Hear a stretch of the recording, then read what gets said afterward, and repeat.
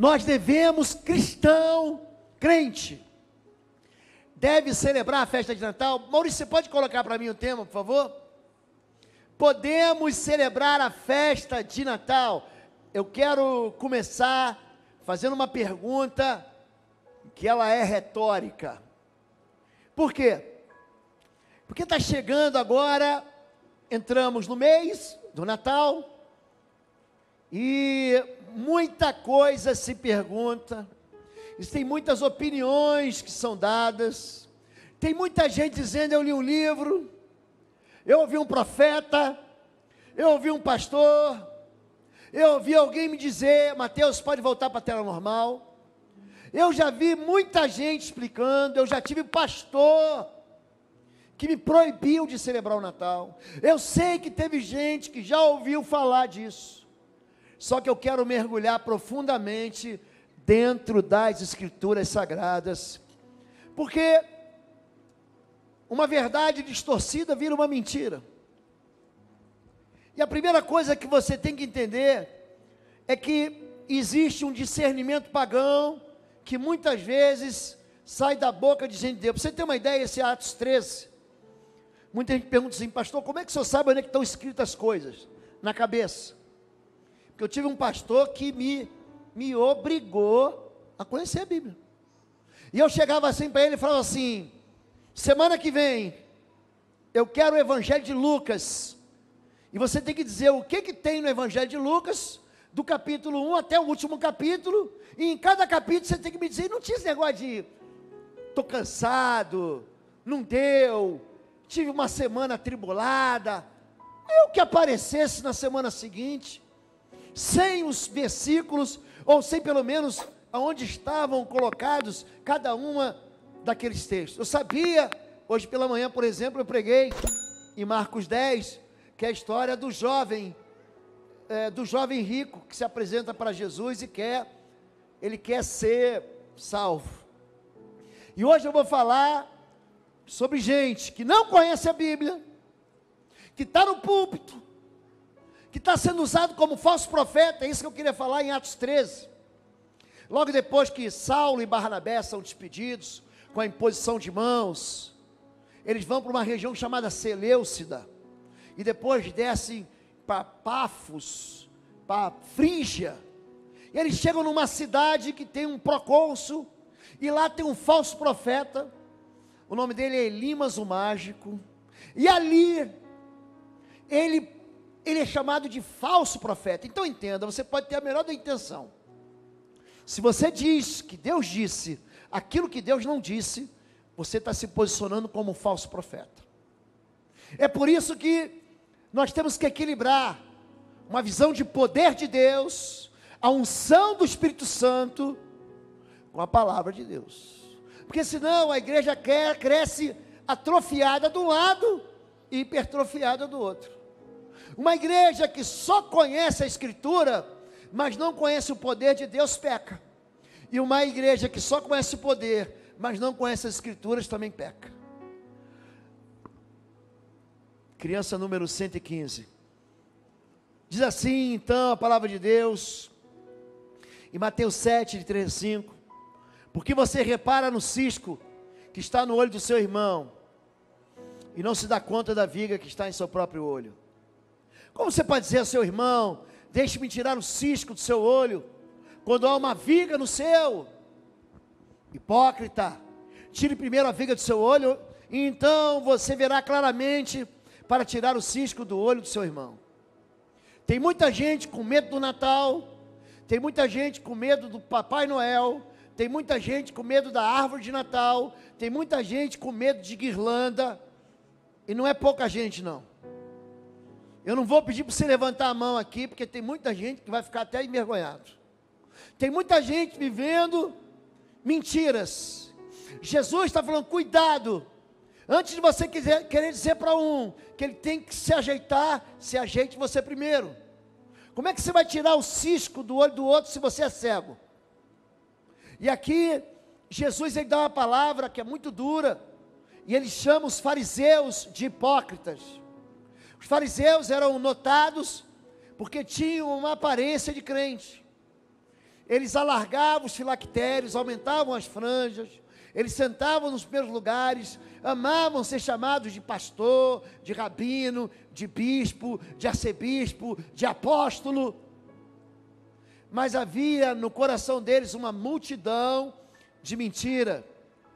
Jesus diz: eles atam fardos pesados, os colocam sobre os ombros dos homens, mas eles mesmos não estão dispostos a levantar um só dedo para movê-los.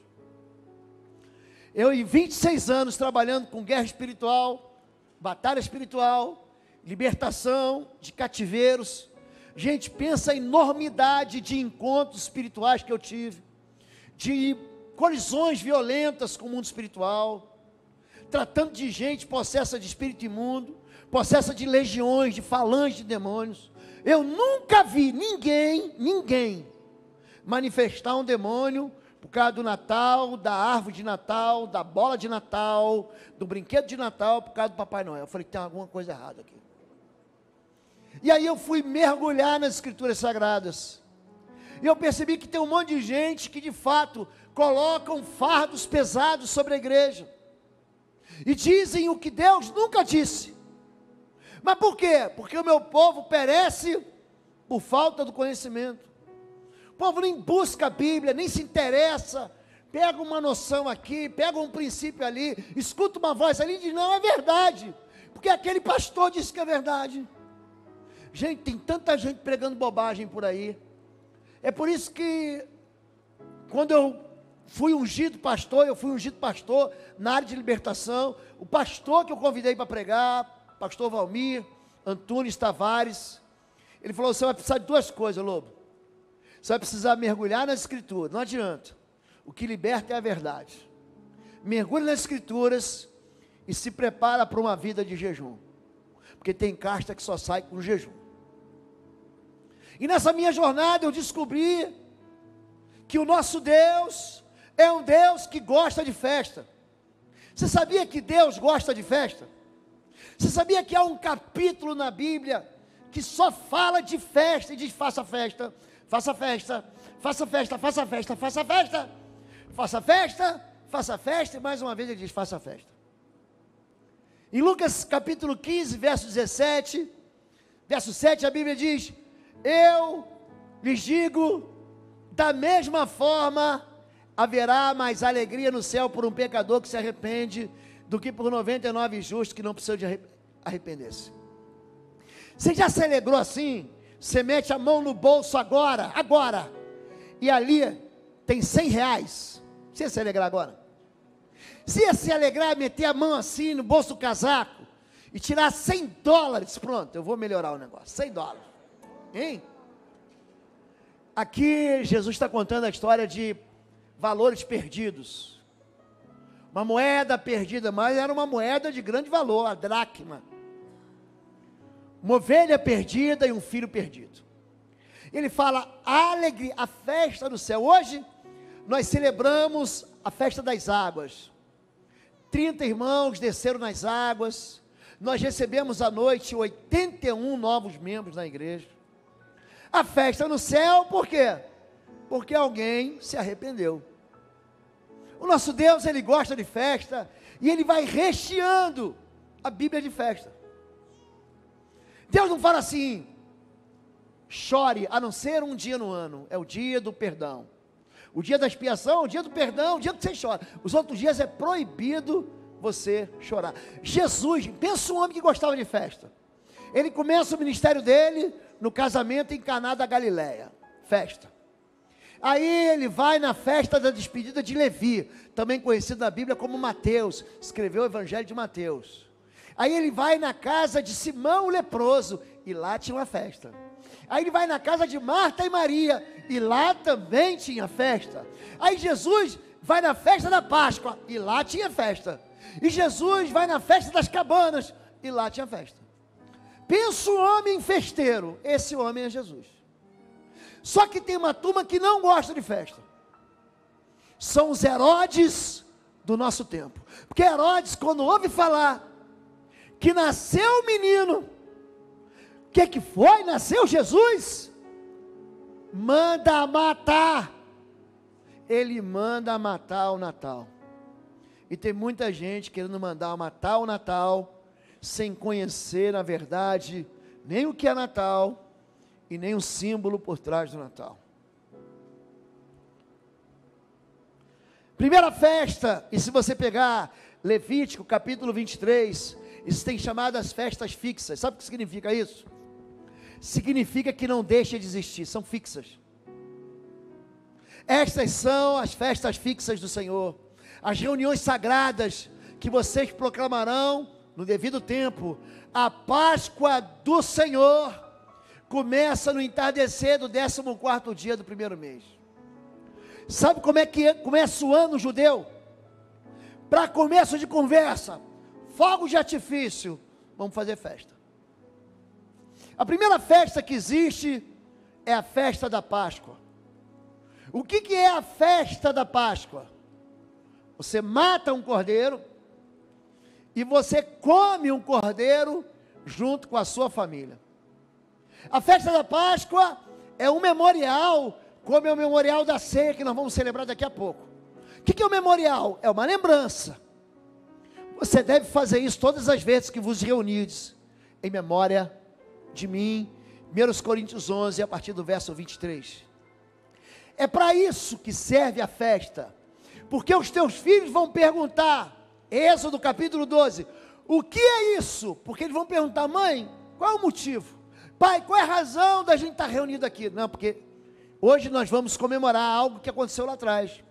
Porque lá atrás, o anjo da morte veio e passou pelo Egito, e ele tomou a vida de cada primogênito, mas ele salvou a nossa vida, porque o sangue do cordeiro estava sobre os umbrais. A Páscoa significa isso. Mas a Páscoa, hoje para mim e para você, tem um sentido completamente diferente. Porque a nossa Páscoa é Jesus. Diga, Cristo nossa Páscoa.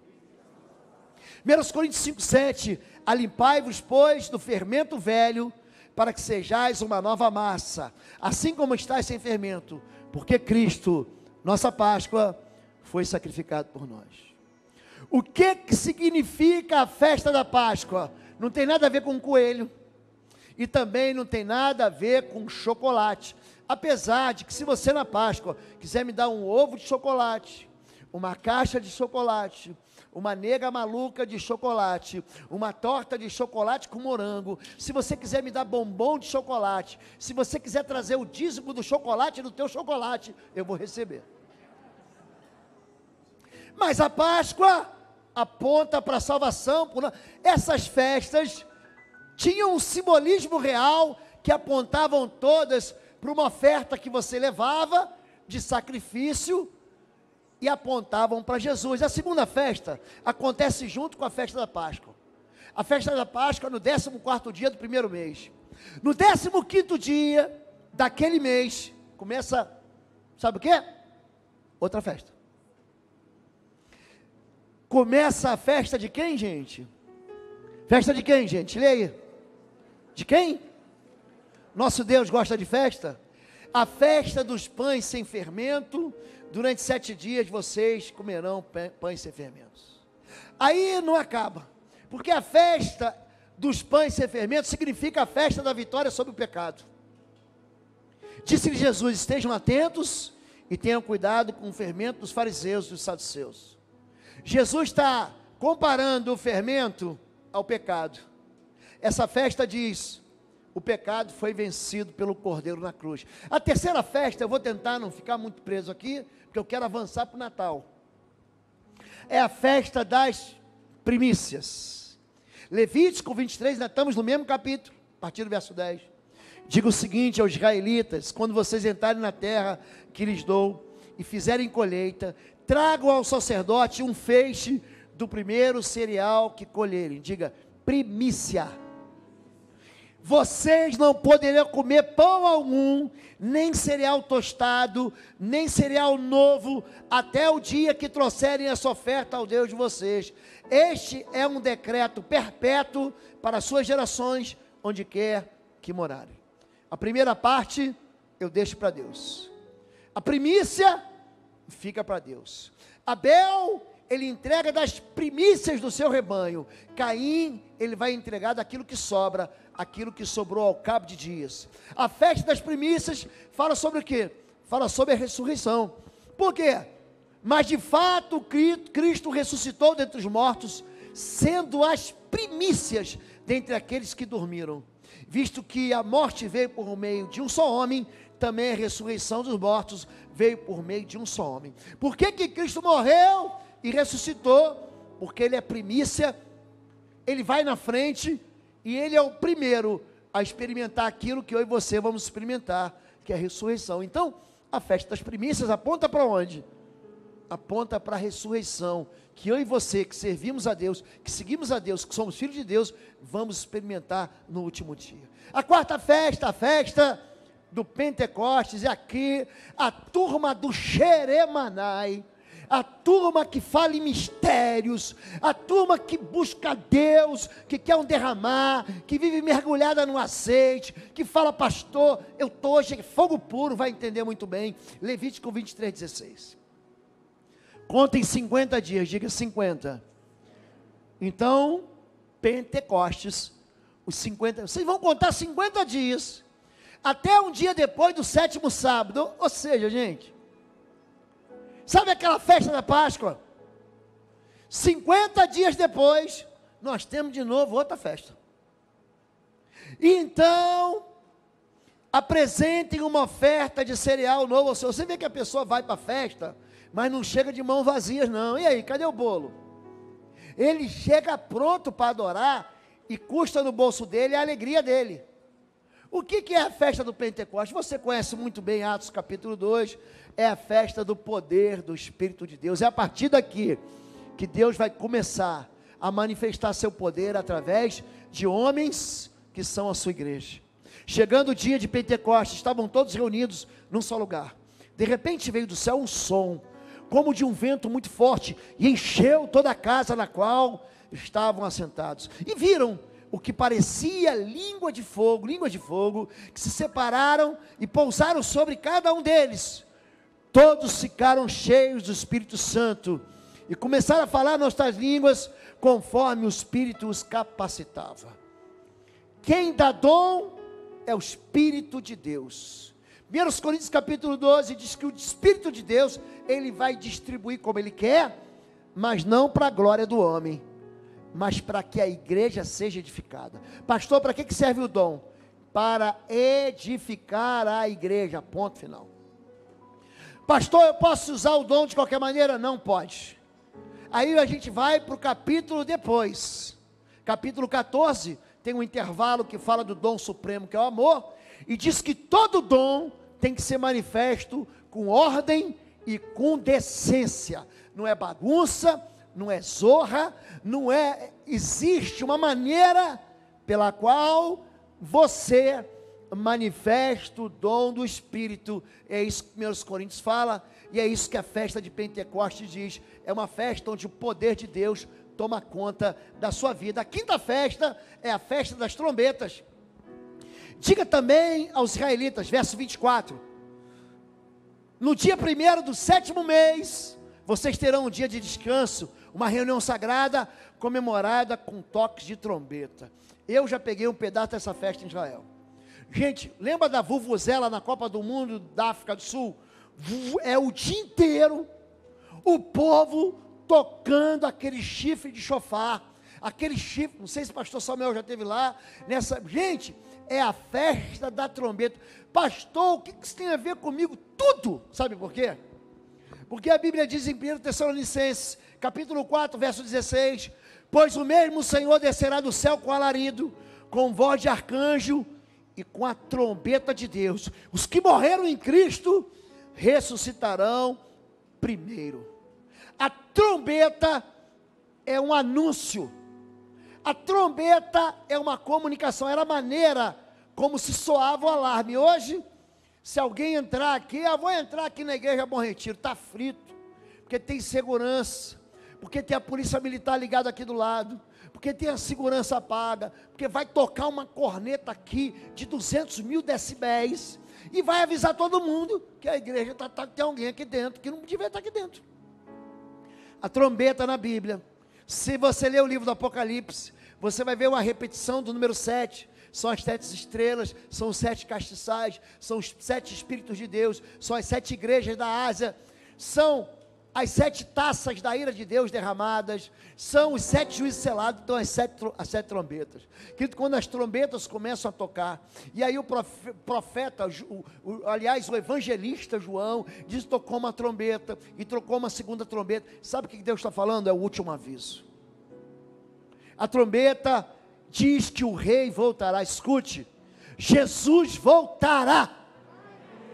A gente estava tão concentrado na palavra, que quando eu estava saindo para ver o Ministério Infantil, fui lá orar antes. A gente sempre ora com o povo do Ministério Infantil, eu, pastora Fabíola, ou os pastores da igreja. Eu estava saindo, aí veio um vozeirão assim atrás de mim: o meu filho está vindo. Era o irmão Paulo. Paulo tem aquela voz de arcanjo. Eu falei, é Deus que está falando que Jesus está vindo? A trombeta fala, é uma festa. Sabe por que todo mundo troca a trombeta? Ó, se apruma e se arrepende, porque o rei está voltando. Essa festa fala sobre arrependimento. 1 Coríntios 15, eis aqui vos digo o mistério, na verdade nem todos dormiremos, mas todos seremos transformados no momento, no abrir e fechar de olhos, ante a última trombeta, porque a trombeta soará, os mortos ressuscitarão incorruptíveis, e nós seremos transformados. Você entendeu? Cada festa tem um simbolismo. A Páscoa aponta para a morte do Cordeiro, para a salvação. A festa das primícias fala da ressurreição. E aí, cada uma das festas está apontando a sexta festa. Eu estou querendo dizer para você que Deus gosta de festa, que Deus incentiva a festa. O reino de Deus, querido, não é comida nem bebida, é justiça, é paz, diga alegria. É alegria no Espírito. Alegria, gente, é fruto do Espírito. Se você ler Gálatas capítulo 5, diz, mas o fruto do Espírito, amor, paz, diga alegria. Não é gente emburrada pelos cantos. É claro que a gente vai passar por experiência, que a gente vai ficar triste, mas isso é uma circunstância emocional que você vai viver, por causa de uma experiência, e não uma vida que sucumbe à tristeza. É por isso que Deus diz, celebre a festa. A sexta festa é a festa da expiação. No 10º dia deste 7º mês, estamos no mesmo mês ainda, é o dia da expiação. Faça uma reunião sagrada e humilhem-se e apresente ao Senhor, o que, gente? Diga, uma oferta preparada no fogo. Nessa festa nós celebramos a vitória de Cristo que tira o pecado. Assim também Cristo foi oferecido em sacrifício uma única vez, para tirar os pecados de muitos, e aparecerá a segunda vez, não para tirar o pecado, mas para trazer salvação aos que o aguardam. A festa da expiação, expiagem, não é você ficar atrás do buraco da fechadura espiando o irmão, é retirar o pecado. É uma festa que celebra o perdão, querido. E a última festa é a festa das cabanas. Diga ainda aos israelitas, no 15º dia deste 7º mês, começa a festa das cabanas do Senhor. A festa de quem, gente? Das cabanas de quem, gente? Do Senhor, que dura 7 dias. Meu Deus, o povo faz festa o ano inteiro.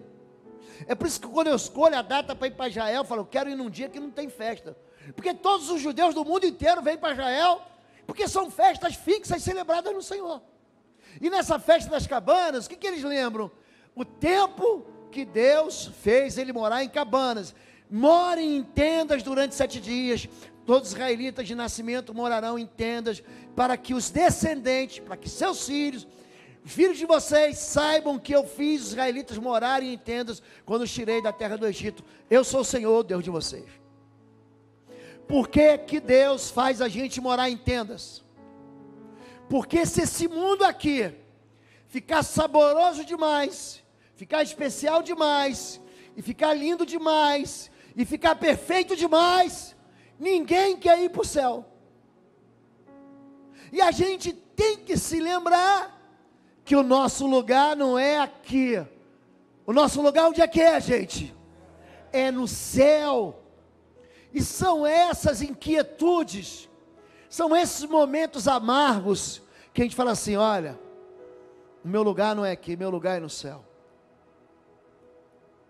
Tudo isso são festas que apontam para algo, que apontam para Deus, mas existe, pastor, festa pagã? Existe. Gênesis capítulo 10, verso 8, conta a história de um filho de Canaã, neto maldito de Noé. Você sabe a história, foi amaldiçoado no capítulo 9, Canaã, e Canaã tem um dos filhos dele chamado Cush. Então o filho de Cush vem a ser bisneto de Noé. Cush gerou também Nimrod, o primeiro homem poderoso na terra. Ele foi o mais valente dos caçadores, e por isso se diz valente como Nimrod. A palavra Nimrod, ou Maharad, em hebraico, significa revoltado com Deus. Nimrod, ele é um rebelde. Nimrod, para você ter ideia da história desse homem, ele tem relações incestuosas com a própria mãe, Semiramis, e ele vem a ser pai de um menino chamado Tamuz. Isso tudo dentro do folclore judaico. Nasceu uma figura de quem? De Tamuz, aquele que ressurge como o sol. E aí nós vamos começar a entrar dentro da história pagã, ou da história que passou a ser celebrada no solstício de inverno, ou seja, no dia 25 de dezembro, entre os pagãos, entre os não cristãos. Quem era Tamuz? Por trás de Tamuz, considerado isso aí, ó, Natalis Solis Invicti. É isso que ele chamava. Vê se Deus está aborrecido. Ezequiel 8, 13 a 16. E de novo disse: você os verá cometerem práticas ainda mais repugnantes. Então ele me levou para a entrada da porta norte da casa do Senhor, e lá vi mulheres sentadas, chorando por Tamuz. Ele me disse: você vê isso, filho do homem? Você verá práticas ainda mais repugnantes do que essa.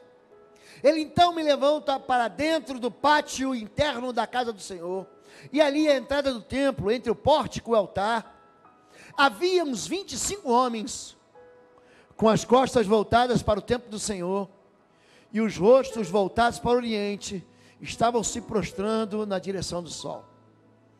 O sol é adorado como um Deus, com letra muito minúscula, não um Deus que é criador, mas um Deus que foi criado, aonde muita gente coloca a esperança. Quando os portugueses chegaram em suas caravelas, nós aprendemos no nosso livro de história, os índios adoravam Tupã, e o pastor Alcir, que está indo lá para a tribo, ele vai saber muito mais, sabe muito mais disso do que eu. Então eles colocam poderes aonde? Nas forças da natureza, nos astros. É daí que saem essas tentativas de manipulação espiritual, chamadas de horóscopo, ou de adivinhação. Esse povo pagão escolhe o dia 25 de dezembro, por quê? O dia 25 de dezembro é o dia em que nós temos uma linha imaginária em volta da Terra, chamada Equador. E nessa linha do Equador, quando o Sol está mais distante dela, lá no hemisfério norte, lá onde surgiu essa heresia, lá onde surgiu essa mentira, o Sol, ele está no seu momento mais distante, mas ele começa a se aproximar de novo, e trazer dias mais longos sobre a face da terra. Ou seja, o dia 25 de dezembro anuncia que a primavera está chegando. É isso que anuncia. Então começam a surgir expressões simbólicas dentro daquela religião sem Deus, dentro daquela religião sem Cristo, dentro daquela religião sem a palavra de Deus, dentro daquela religião sem a verdade, dentro dessas religiões místicas, começaram a nascer esses rituais que hoje a gente vê expressos de algumas formas na nossa vida. Então, quando é que começa o Natal cristão, pastor? Eu não estou dizendo que começa e que aqui é o dia que Jesus nasceu. Mas quando começa a ser lembrado, ser oficializado e ser celebrado o nascimento. Não que tenha sido o dia, está aqui, Mateus 2, de 1 a 4. Jesus nasceu em Belém, na Judéia, durante o reinado de Herodes. Por esse tempo, alguns sábios da terra do Oriente chegaram a Jerusalém e perguntaram: onde está o recém-nascido rei dos judeus? Vimos sua estrela no Oriente e viemos adorá-lo. Ao ouvir isso, o rei Herodes ficou perturbado, e com ele todo o povo de Jerusalém. Reuniu os principais sacerdotes e os mestres da lei, e lhes perguntou: onde nascerá o Cristo? Gente, onde começa o Natal? O Natal começa na Judéia, o Natal começa na cidade de Belém. Não é Belém do Pará. Belém do Pará, quem nasceu foi o pastor Lobo. Pastor Lobo não é carioca, pastor Lobo é paraense. Papai e mamãe me tiveram no Pará. É que eu saí logo cedo, vim para o Rio e fiquei com esse sotaque que eu não consigo me livrar dele, e é esse que vocês vão ter até o fim.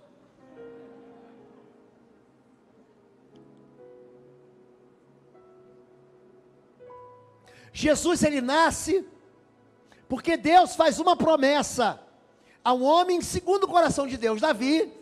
Ele promete que o cetro não se apartaria de Judá, e que Belém, terra ou capital de Efrata da Judéia, seria o local do nascimento do Messias, do Cristo. Esse que significa Cristo.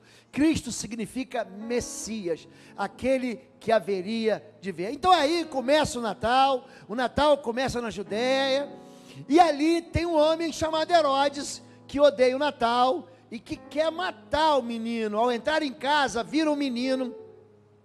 Diga, ao entrar em casa, ao entrar, não foi numa gruta, diga, na casa, vira o menino com Maria sua mãe, se prostraram e o adoraram Jesus.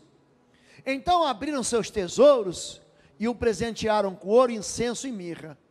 Quando chegou a hora de partir, retornaram para sua terra por outro caminho, pois haviam sido avisados em sonho. Olha aí, meu irmão, lembra quando eu preguei sobre sonhos? Quando o sonho te incomoda, quando o sonho te impacta, ou quando o sonho se repete na tua vida, Deus, sabe aquele sonho que fica se repetindo na sua vida? Deus está falando com você. Pega lá a mensagem que eu preguei sobre sonhos, você vai ver isso. Quando chegou a hora de partir, retornaram para sua terra por outro caminho, pois haviam sido avisados em sonho para não voltar a Herodes. Depois que os sábios partiram, um anjo do Senhor apareceu a José em sonho. Levante-se, disse o anjo, fuja para o Egito com o menino e sua mãe. Fique lá até eu lhe dizer que volte, pois Herodes vai procurar o menino a fim de matá-lo. Oi, gente, um rápido intervalo. Você que ainda não é membro, seja membro do canal para nos abençoar. Dá um like, compartilha. E se você quer crescer em libertação e batalha espiritual, vai lá na nossa loja www.institutoexodo.com. Os nossos livros estão lá, que vão fazer você crescer nessa área e se tornar um valente na batalha. Deus te abençoe. Hoje você ouve mais sobre canções de Natal no shopping do que na igreja. Tem igreja que é proibido ter árvore de Natal. Por quê, pastor? Não, porque o pastor disse que é do diabo. Gente, pensa uma festa que eu gosto.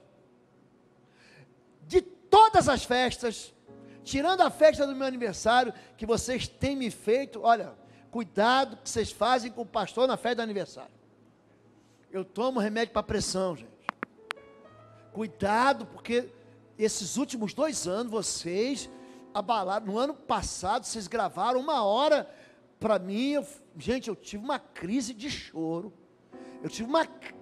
Eu chorei assim, como uma menina de 6 anos, que tomaram a boneca dela. Festa de aniversário é bom, agora festa de Natal, Gente, eu tenho lembranças da festa de Natal, que eu sei que algumas pessoas não gostam, mas que me encantam. Eu gosto do Natal. Aí um dia alguém me proibiu de celebrar o Natal. Só que a verdade liberta a gente. Os Herodes sempre vão tentar matar a tua alegria. Tem gente que não pode ver gente feliz, que está torcendo para ficar triste. Tem gente ciumenta, tem gente ciumenta. Tem gente invejosa. Você vence, ele fala, eu não queria ganhar, mas eu estava torcendo para ele perder. Tem uma turma que torce para o Palmeiras que é assim, gente. É brincadeira, Jean. É brincadeira, Jean. Não, brincadeira. Brincadeira, Danilo. Pastor, mas o Natal foi no dia 25? Não foi. O Natal não foi dia 25 de dezembro. Tá bem?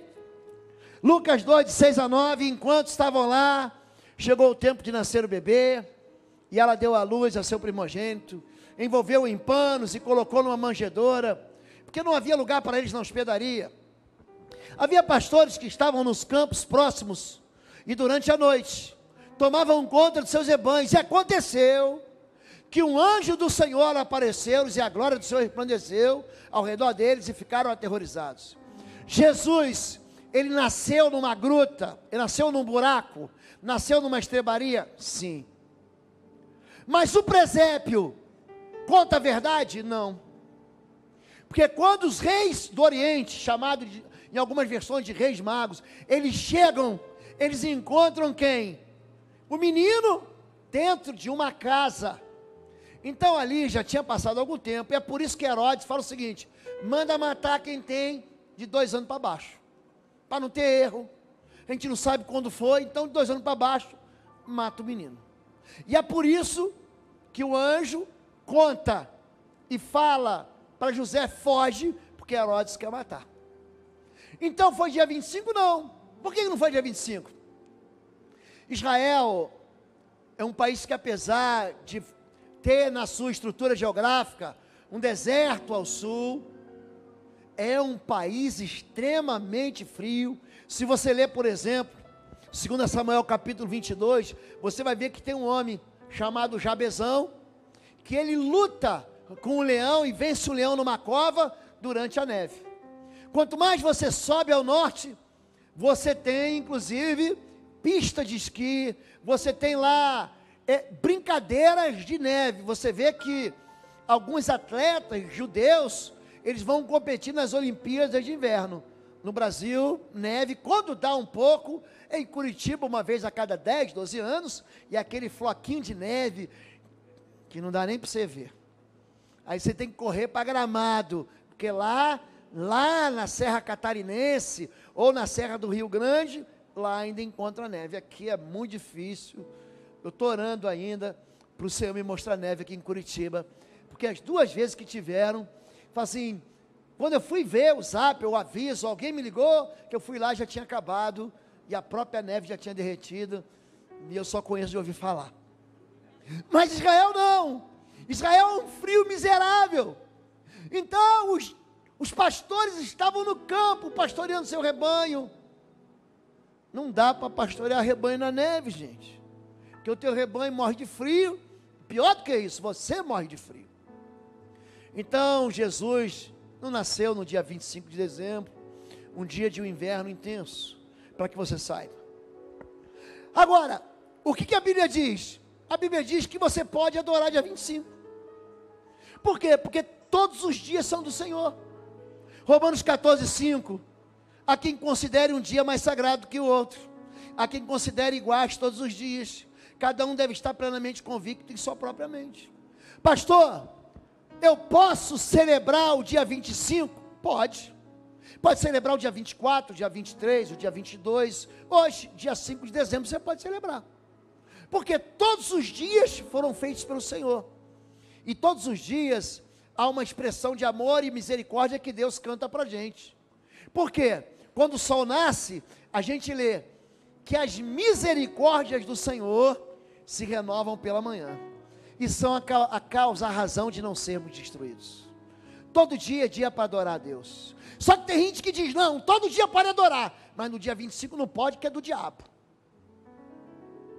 Como se o diabo tivesse tomado conta do dia 25, e separado o dia 25 como o dia do diabo, ou o dia 31 de outubro como o dia das bruxas, e ali houvesse uma passagem muito perigosa do mundo espiritual maligno que pudesse atacar a gente. E isso, ou é muita ingenuidade, ou é muita maldade. Tem muita gente com medo daquilo que não devia ter medo, que tenha medo do pecado, não tenha medo da árvore, porque quem fez a árvore foi Deus. Já leste Gênesis capítulo 1? Que Deus fez brotar da terra todo tipo de árvore, árvore que dá fruto, e árvore que dá semente, e árvore que dá fruto e semente, e Deus fez brotar do cipreste, foi Deus que fez brotar da amendoeira, do pinheiro, do carvalho. Quem fez tudo isso foi Deus, que não foi o diabo. E há uma ideia dentro da igreja, muita gente hoje deixa de celebrar uma das festas que seriam a maior razão da unidade, da união, da família, porque ouviu dizer que tem alguma coisa aí que não cabe bem. Pastor, e esse presépio e o Papai Noel? Vamos lá. Mateus 2,11, ao entrarem na casa, viram o menino com Maria, sua mãe, e prostrando-se adoraram. Então abriram seus tesouros e lhe deram presentes, ouro, incenso e mirra. São os reis, que não sabe se são 3, podem ser 2, vieram os reis sábios, vieram os reis magos, vieram os sábios do Oriente, podem ser 2, podem ser 3, podem ser 4, podem ser 25, eles entregam 3 presentes, ouro, incenso e mirra, mas não tinha cabritinho, não tinha boi, não tinha anjo, era uma casa onde estava quem? O menino e sua mãe. Aí, um homem chamado Francisco, chamado de santo, ou São Francisco, constrói no século XVI, a figura de quê? Do presépio, e a partir daí, aquela história se repete como se fosse um presépio. Você quer ver uma coisa interessante? Quando Da Vinci, ele desenha a Santa Ceia, pode contar lá, tem Jesus e tem 12 discípulos. Isso é verdade, gente? É mentira, porque Judas havia ido traí-lo. Então ele participa da Páscoa, mas ele não participa da ceia. Leia João capítulo 13, que isso vai ficar claro na sua cabeça. Então, a gente prega alguns estereótipos, a gente pega algumas figuras e fala, mas era aquilo, e não era. De onde que vem o Papai Noel? Uma figura que não se vestia de vermelho. Papai Noel de vermelho vem da Coca-Cola, você precisa entender isso. Ele já teve diversas cores, vestido de branco, vestido de preto, vestido de azul. Eu acho que ele só não vestiu de verde e branco, mas ele hoje está vestido de vermelho. São Nicolau, ele era um bispo, e esse bispo fazia caridade, só isso. E aproveitaram essa figura dele para falar do bom velhinho, que na verdade é apenas uma forma capitalista de dizer assim, se você não der presente, você é mau. Se você não der presente, o espírito do Natal não está aí. E aí você fica endividado os próximos 12 meses, e nunca vai se esquecer do Natal, e você vai dizer, o Natal é do diabo. Eu vou dizer, então é. Sacrifícios ao carvalho sagrado. Vamos ver o que a Bíblia fala sobre a árvore de Natal. Os costumes religiosos das nações são inúteis. Corta-se uma árvore da floresta, um artesão a modela com seu formão, enfeitam-na com prata e ouro, prendendo tudo com martelo e pregos para que não balance. Como um espantalho numa plantação de pepinos, os ídolos são incapazes de falar e têm que ser transportados, porque não conseguem andar. Não tenham medo deles. Vamos repetir isso? não tenham medo deles, pois não podem fazer nem mal, nem bem. Não há absolutamente ninguém comparável a ti, ó Senhor. Tu és grande, e grande é o poder do teu nome. Esses homens todos são estúpidos e ignorantes. Olha que palavra dura. Cada ourives é envergonhado pela imagem que esculpiu. Suas imagens esculpidas são uma fraude, elas não têm fôlego de vida. Preste atenção no texto, deixa o texto aí. Ele não está falando de uma árvore que você coloca dentro de casa. Ele está falando de uma árvore que é cortada e você faz com ela um ídolo. Aí você esculpe uma figura e passa a adorar essa figura. Então não é a árvore de Natal, é uma árvore que vira um ídolo. Pastor, quando é pecado? Quando a árvore vira um ídolo. A tua árvore de Natal é um ídolo, gente? É um Deus? Aqui ele cita o segundo mandamento: não farás para ti nenhum ídolo, nem coisa alguma semelhante no céu, ou na terra, ou debaixo da terra. Não te curvarás a elas, nem lhe prestará culto. O que Deus está dizendo? O segundo mandamento é: eu sou incomparável. Não adianta você tentar diminuir o Deus que você serve. Não adianta você colocar ele numa figura. Não adianta você colocar ele numa imagem. Aquela imagem não representa o teu Deus, porque ele não pode se diminuir a ponto de ser uma imagem. O outro texto está em Isaías. Essa turma que odeia Natal faz uma interpretação, e aí eu espero que os meus seminaristas estudem bastante hermenêutica, para que saibam interpretar um texto. Isaías 44, de onde vem a ideia de que há adoração na árvore de Natal? É daqui que eles tiram. O carpinteiro mede a madeira com uma linha e faz um esboço com um traçador. Ele modela toscamente com formões e o marca com compassos. Ele o faz na forma de homem, diga, na forma de homem. E ele continua: de homem em toda a sua beleza, para que habite num santuário. Ele derruba cedros, outra vez apanha um cipreste, ou ainda um carvalho. Ele deixou crescer entre as árvores da floresta, ou plantou um pinheiro, e a chuva o fez crescer. É combustível usado para queimar. A madeira, gente, não é combustível para queimar, sim ou não, gente? É. Um pouco disso ele apanha e se aquece, acende o fogo e assa um pão, mas também modela um Deus e o adora, faz uma imagem e se curva diante dela.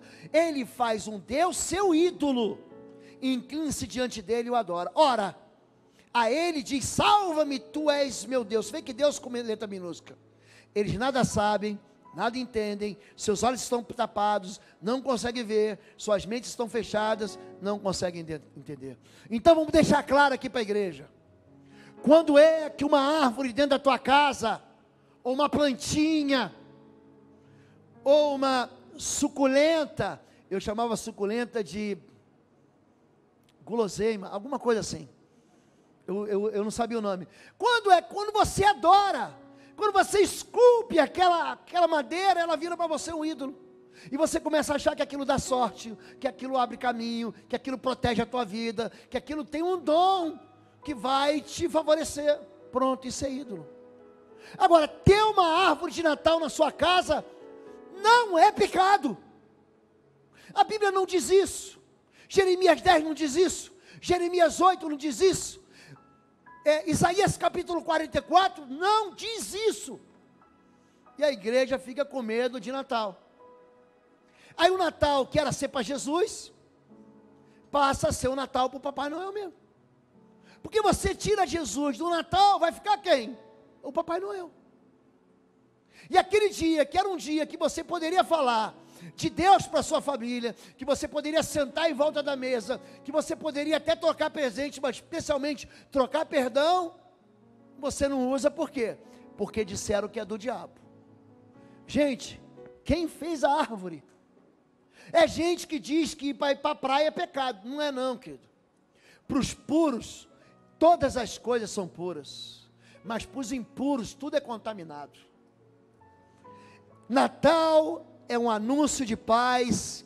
Salmo 46, 9, ele faz cessar as guerras até o fim da terra. Romanos 14, 16, 20, em breve o Deus da paz esmagará Satanás debaixo dos vossos pés. Sabe o que diz Isaías 9 sobre Jesus? Eis que a virgem conceberá e dará à luz ao menino. Ele será chamado maravilhoso, conselheiro, pai da eternidade. Diga, príncipe da paz. Noite de Natal é noite para você celebrar a paz entre vocês e Deus. É a noite em que os anjos aparecem para os pastores e dizem: paz na terra aos homens de boa vontade. Então não é um momento tenebroso, não é um momento em que você deve ficar atento, é justamente o contrário. É um momento em que você parte o pão, é um momento em que você se alegra. Eu estou louco para ver a minha família. A minha casa é o meu lugar de refúgio, a minha casa é o meu lugar de alegria, é o meu lugar de segurança. E aí tem gente hoje que não celebra Natal. Não vou lá, porque lá vai ter o Natal. Como se o Natal fosse uma entidade maligna, capaz de trazer algum tipo de confusão para dentro da casa. Não é o Natal, é a cachaça que todo mundo bebe, é o cunhadão, né, que em vez de tomar, ele vai tomar uma, vai tomar duas, vai tomar três, aí vai começar a lembrar, vai perder o controle. Toda família tem um, toda família tem um, e ele transforma a festa numa confusão. Então, não é o espírito do Natal maligno, é o pecado no coração do homem. Vocês estão entendendo isso, gente? Eu vou dar para vocês algumas razões para vocês comemorarem o Natal, como eu comemoro o Natal. Queridos, ninguém é obrigado a comemorar o Natal. Não existe um mandamento, tu comemorarás o Natal. Não existe. Comemore se você quiser. Mas você não pode julgar quem está comemorando se você não gosta de comemorar. E se você comemora, você também não pode julgar aquele que não comemora porque não quiser comemorar. Por quê? Porque onde há o Espírito de Deus é o quê, gente? A liberdade. Posso ouvir um amém? Pelo amor de Deus. A apropriação de árvores é uma mentira. Pois Deus é o Criador e o diabo não é proprietário de nada. Ah, pastor, isso aqui é do diabo. Era! Em nome de Jesus, eu tomo posse e eu declaro: todo espírito imundo, perverso, maligno, sai agora e não volte nunca mais. Esse é o princípio da tomada de vidas. Esse é o princípio da chegada do reino. As portas do inferno não prevalecerão. Não, por quê? Porque o paganismo, pastor, a Mitreia, existia uma festa chamada Saturnália, existia uma festa chamada Brunália, onde eles adoravam Saturno. Quem era Saturno? Uma entidade mitológica, um deus com letra minúscula, que eles achavam que era o deus da agricultura e produzia no final da semeadura da primavera fruto. Isso é verdade, gente? Isso é verdade, gente? Quem é que dá o produto da terra para a gente? É Deus, gente. A gente semeia e Deus dá o crescimento. Vocês viram quem estava pela manhã aqui, a quantidade de gente na igreja? Eu já estava aqui nervoso, que tinha tanta gente em pé. Quem dá o crescimento? Você acha que é o pastor? Gente, eu dou para vocês a direção para o reino de Deus. Eu dou para ponto para Cristo, para a igreja. Eu lanço sobre vocês a unção que Deus me deu. Agora, quem salva vocês, quem multiplica rebanho, é Jesus Cristo, o seu Espírito Santo derramado em nós. Amém, gente? Número 2, os filhos de Deus têm toda a liberdade para usar os dias feitos por Deus para louvar o Senhor com temor. Querido, você não gosta de Natal? Não tem problema. Deus não vai ficar zangado com você. Mas se você me convidar para ir na sua casa no dia de Natal ou na véspera de Natal, pode se preparar. Todo mundo vai ouvir de Jesus, todo mundo vai ouvir da salvação, todo mundo vai ouvir do Evangelho, e eu ainda vou cantar uma canção, e olha que eu estou treinando para cantar aqui, hein? Diga liberdade.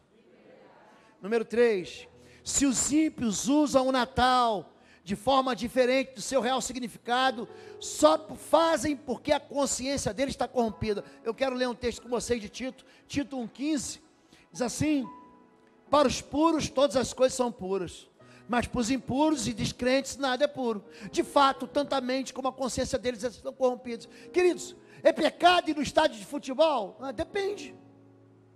Você vai lá para quê? Para brigar? Você vai lá para ficar de mal com o irmão, com a irmã? Você vai lá para xingar palavrão? É pecado. Para que você vai lá? Para a glória de Deus? Pronto. Uma vez eu perguntei para o meu pastor, eu preguei 3 vezes dentro da igreja católica, 3 oportunidades, padres me chamaram para pregar. E na primeira vez, falou assim: pô, você fala tão bem sobre finanças, você pode dar um estudo para mim? Eu falei: posso. Um padre me chamou. E eu fui durante a missa, e tinha 4 missas, mas eu estava com muito medo, e meu pastor na época era o pastor Kaiser. O pastor Kaiser foi pastor aqui em Curitiba, numa das nossas igrejas batistas. Eu falei: Kaiser, e aí, vou, não vai? Vai em nome de Jesus, e se ele te chamou, ainda faz apelo. Eu falei: então vou. E eu fui lá, e tem uma hora que o povo fica de joelho, eu fiquei sentado, eu não me ajoelho para ídolo de jeito nenhum, mas fiquei quietinho, ninguém me viu, e eu preguei a mensagem do Evangelho, que a Bíblia fala sobre finanças para aquele povo lá. Eu me lembro que alguém me perguntou: teus padres tão diferentes, você é de que ordem? Porque tem negócio agostiniano, franciscano, não tem isso, gente? Eu falei: sou da ordem de Melquisedeque, sou filho de Deus. Então, se você vai para a glória de Deus. Não, pastor, porque é festa lá, do feiticeiro, do bruxo. Você vai? Vou, e eu vou dizer: é chegado o reino dos céus aqui. Aproveite essa data, querido. Aproveite essa data, porque essa data é um anúncio de paz. 4, se alguém considera o Natal uma festa pagã, essa consideração é focada nas atitudes dos ímpios, não na dos filhos de Deus, pois estes comemoram de forma que Deus seja glorificado. Não, mas ele acha que o Natal é uma festa pagã, da Brumália para Saturno. Problema dele. Eu celebro o Natal e eu glorifico o nome de Jesus Cristo de Nazaré, meu Senhor e Salvador. Amém, gente? É porque o outro está fazendo errado, eu não posso fazer o certo? Azar o dele. Número 5, para parar de comemorar o Natal, é deixar de aproveitar uma grande oportunidade evangelística. Quem nunca vem na igreja, quem detesta crente, eu estava ouvindo um irmão aqui, que o pai dele nunca botou o pé dentro de uma igreja evangélica, nunca. Aí teve a festa aqui, da escola de arte musical, a escola de música arte musical. Gente, o pai do moço, que odeia crente, que detesta crente, que tem uma fortaleza, falou assim: não, vai ter festa de Natal das crianças? Eu vou na tua igreja. Os pastores têm uma oportunidade única de lançar uma rede e de pescar gente. Dentro do Natal, ele não vai ter nunca mais. Porque todo mundo que vem com o Natal, vem com o coração pronto para perdoar e ser perdoado. Não perca essa oportunidade. Número 6, estou acabando. Eu nunca vi ninguém ganhar ou convencer alguém a se converter falando que o Natal é do diabo. Alguém já viu? Cuidado que a árvore de Natal é do cão. Já viu isso? Cuidado com a guirlanda. Querido, a tua casa é território santo do Senhor. A tua casa é lugar do Espírito de Deus. A tua casa tem a presença do Espírito Santo, porque na tua casa tem a marca do sangue do Cordeiro, nos umbrais e nas vergas laterais. Que conversa é essa, querido? Entrou na tua casa, está consagrado. Tiago, tinha um povo lá em Tiago, estava com medo de comer a comida. Não, porque essa comida é a mesma conversa que acontece em 1 Coríntios, daquilo que é sacrificado ao ídolo. Sabe o que Tiago fala? Ora e come. Porque toda comida é santificada, diga santificada, pela palavra e pela oração. Comeu em qualquer lugar, Senhor, te dou graças, eu recebi, foi do Senhor. Essa fartura, esse prato sobre a mesa, esse pão aqui, eu estou recebendo do Senhor, amém, querido? Santifica aquilo que você tem, não deixa de perder, não deixa de passar essa oportunidade, sem você santificar aquilo que é teu. Número 7, o fato de Jesus não ter nascido no dia 25 de dezembro, não inviabiliza comemorarmos o Natal, pois no dia 25 nós comemoramos o nascimento de Cristo, não o aniversário dele. O dia que ele nasceu eu não sei. Qual o dia que você faz a festa? É dia 25. Pronto, e acabou. E se você também quiser fazer dia 30, ou dia 1º, faz o dia que você quiser, querido, porque você é livre. 8. Muitos não têm buscado calar a voz dos filhos de Deus, que proclamam o nascimento do rei. Tem muita gente que vai falar para você, não faz. Olha para mim aqui. Vocês confiam no pastor de vocês? Esse amém é tão incrédulo, que vocês acham que eu ia dirigir vocês para o pecado? Gente, eu não aliso o pecado na igreja, porque eu sei qual é o salário dele. Vocês não contem comigo para ser bonzinho com quem peca. Eu não sou.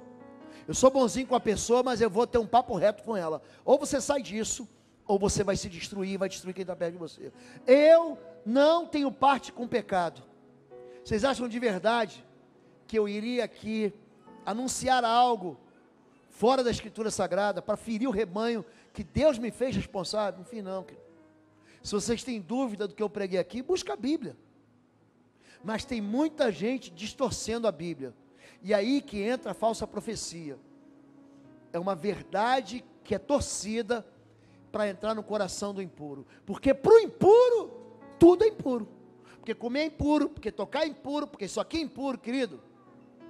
O que eu toco é santificado porque eu toco. É justamente o contrário.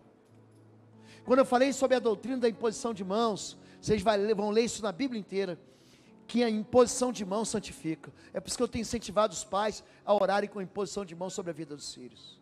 E por último, o apelo comercial na época do Natal é a obra do capitalismo, e não daqueles que louvam a Deus pela grande obra de salvação que realizou pela humanidade caída.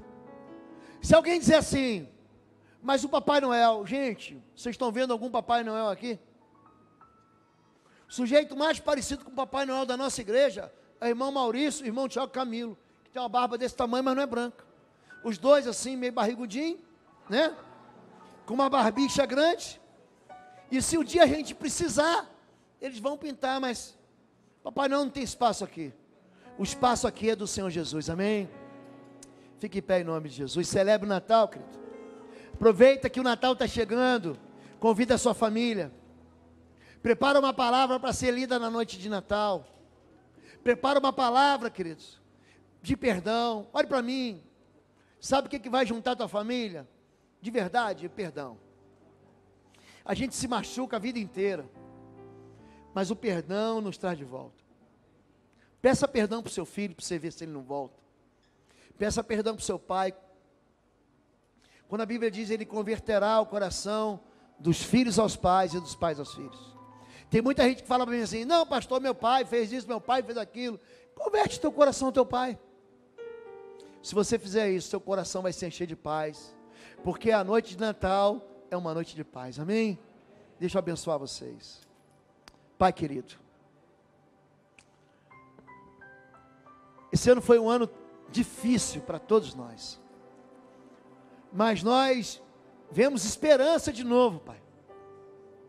A igreja, com tanta gente distante, que começa a voltar, famílias distantes que começam a se encontrar, a se reencontrar, pais e filhos separados, irmãos, irmãs, que foram proibidos, porque o risco da morte, Pai, proibiu. Não foi governo, não foi política, foi necessidade de preservar, de autopreservar. Mas agora as famílias vão de novo se encontrar. Abençoa a casa dos teus filhos, que os teus filhos possam experimentar de verdade uma noite de paz, não por causa da comida sobre a mesa, e nem por causa da troca dos presentes, mas por causa do Senhor. Que o Senhor, Pai, se faça presente, que o teu nome não seja esquecido, que aquilo que Jesus fez naquela cruz não seja ignorado, que a verdadeira razão do Natal, a verdadeiro motivo do Natal seja exaltado. Foi o dia que o Senhor se fez carne, que o Senhor se fez gente, que o Senhor habitou entre nós para morrer pelos nossos pecados. Eu abençoo a casa dos teus filhos, Pai, com a esperança que vem do Senhor. Eu abençoo a casa dos teus filhos, Pai, com a renovação de vidas transformadas. Eu abençoo, Pai, o dia da ceia e todos os dias, com a fartura do Senhor, em nome de Jesus. Amém e amém. Amém, queridos? Se preparem para ter um Feliz Natal. A igreja tem trabalhado para colocar fartura na mesa de quem não tem. A ação social da igreja está trabalhando para isso. Vocês vão encontrar nos avisos da igreja, e também nos aplicativos, e também no nosso site, www.ibbr.org.br, uma sugestão de valores para cesta de Natal. Então tem cestas ali de R$ 49,90, tem cesta de 59 e pouco, porque, gente, cada um dá o que pode.